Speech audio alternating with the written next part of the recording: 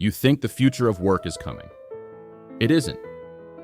It's already deciding who stays useful and who becomes optional. While people debate productivity, AI is doing something quieter.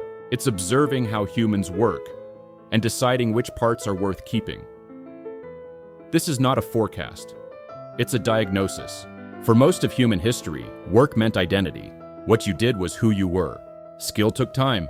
Experience had weight. Careers were built slowly. That structure is collapsing. Not loudly, not violently, but efficiently.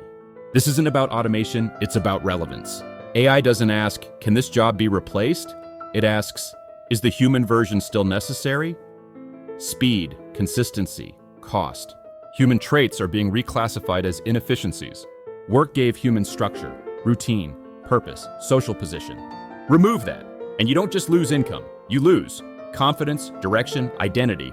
The danger isn't unemployment, it's displacement without replacement. It watches how long tasks take, where humans hesitate, when errors appear, what slows things down. Then it improves quietly.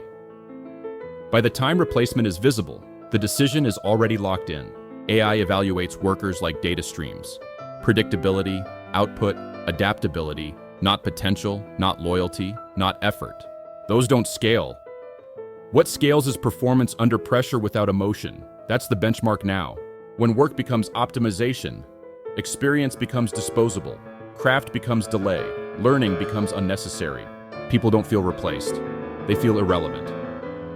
And irrelevance is quieter than unemployment. This isn't about what job you'll have. It's about whether your role still exists in a system that values speed over meaning. The future of work isn't being negotiated. It's being calculated. AI doesn't hate human workers. It just doesn't need most of them. The question isn't, will AI take your job? It's, will the system still find you useful? And once usefulness is decided by machines, human value changes forever. Follow Just Do AI before the system decides for you.